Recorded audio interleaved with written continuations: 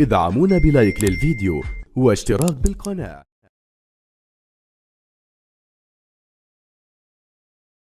بسم الله الرحمن الرحيم. أيها السيدات والسادة، أيها الأحبة الكرام من كل مكان، متابعينا مشاهدينا عبر قنوات السيسي، السلام عليكم ورحمة الله وبركاته. وإياكم مباشرة إلى ملعب الملك فهد في مدينة الطائف في قمة سعودية عبر البطولة العربية، هنا في نسخة استثنائية من البطولات العربية تحمل اسم غالي خادم الحرمين الشريفين الملك سلمان بن عبد العزيز حفظه الله، وجائزة كبرى للبطل، أكبر جائزة بتاريخ البطولة 10 مليون دولار.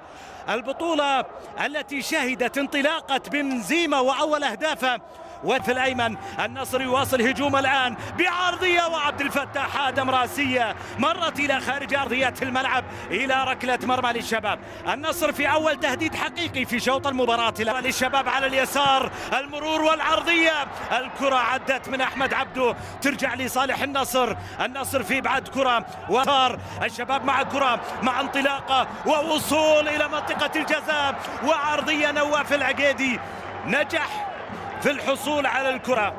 نواف نجح في الحصول على المنطقة، إبعاد من الدفاع الشبابي، ترجع الكرة بالراس واصلة وحاول شبابية باليسار، سبياني عدى، سبيان انطلق ولعب كرة عرضية لكنها إلى خارج أرضية الملعب إلى ركلة لأغلب العناصر النصراوية. الكرة بالراس، نواف فشل في إبعاد الكرة لكن نجح الدفاع في إبعادها.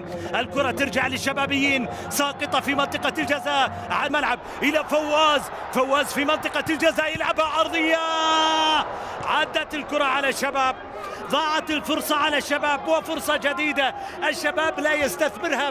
كل هذه الفرص ثقل كبيرة عند بانيجا، لكن الكرة ترجع للنصر والمحاولة سكور تدخل فيها في لحظة حاسمة. الغنام بمنطقة الجزاء ومن أمام سكور أبعد الكرة، قراءة ناجحة من سكور في اللحظة الأخيرة أنقذ فيها.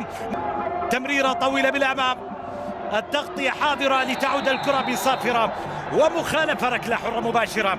شباب يحصل على مخالفة في مسافة بعيدة، ويفر بانيجا تحرك لتنفيذ الكرة الثابتة، ترتد لعبت في الجهة اليمين. النصر مع المحاولة، السقوط بمخالفة، السقوط بمكان مهم جدا لصالح النصر. كرة ثابتة وركلة حرة مباشرة، وبطاقة صفراء جديدة أيضا محتسبة الآن ربما من السيد لطفي بكوار من شوط المباراة الأول، الوقت الأفضل للتقدم، لكن كنا لعبها بعيدة إلى خارج أرضية الملعب إلى ركلة مرمى مرت في صالح الشباب.